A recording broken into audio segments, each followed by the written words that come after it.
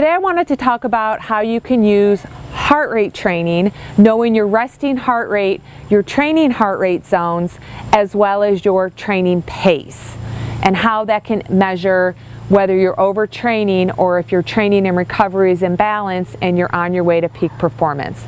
First, I want to talk about measuring your resting heart rate. Your resting heart rate is best done manually in the morning, waking up without an alarm, without any anxiety, and taking your pulse for a minute.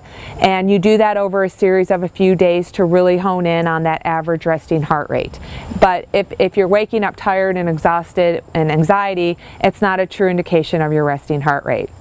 How you measure your training zones is you wear your heart rate monitor and you do a assessment on the swim, bike, or run, or whatever your sport is, and you can calculate your training zones based on that threshold number that you're going to find out from the baseline assessment.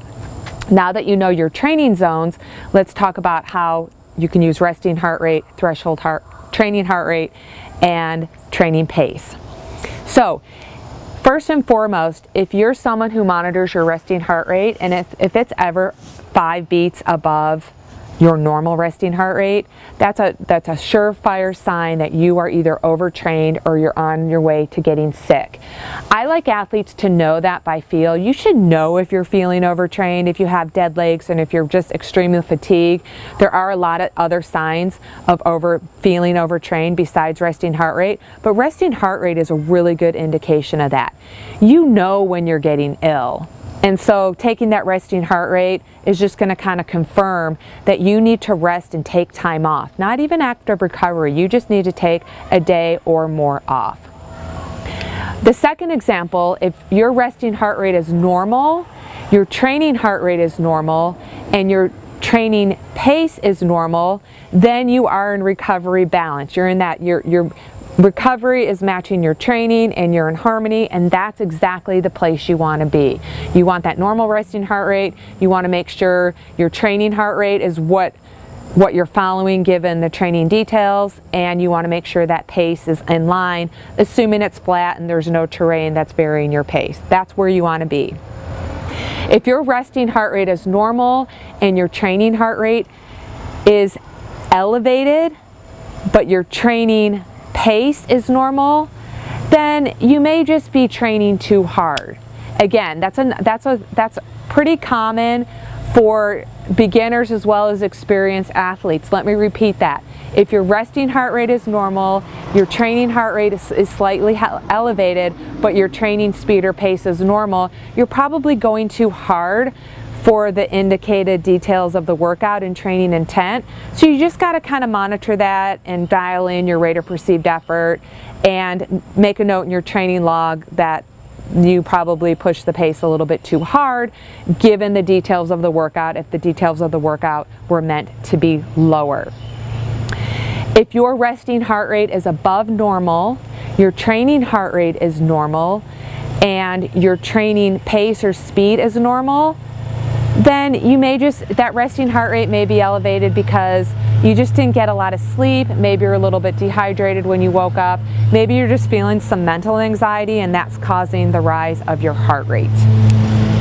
If your resting heart rate is elevated and your training heart rate is elevated and your training speed is below normal, again, another indication that you're tired, you probably need a day off, or maybe you just need to abandon the planned workout and just go for an active recovery day.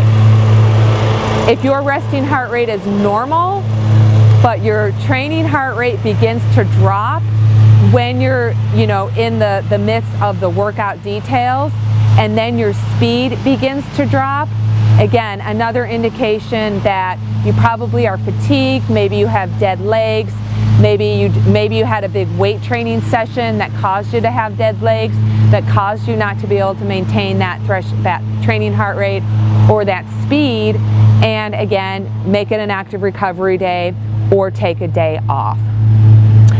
The final example is if your resting heart rate is normal, if your training heart rate slowly begins to drop, if your resting heart rate is normal but your training heart rate is slow to drop, so if you're doing intervals and your interval heart rate is at a certain point, but during the recovery period, your heart rate's not necessarily falling to a recovery heart rate zone, and then your training pace or speed begins to drop, that's another sign of fatigue.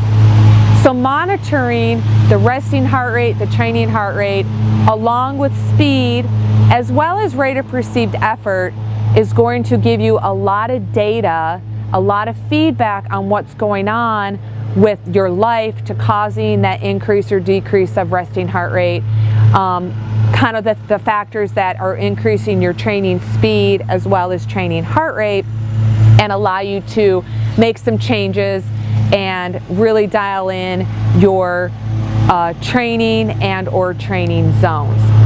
One more thing I wanted to mention about training zones and rate of perceived effort.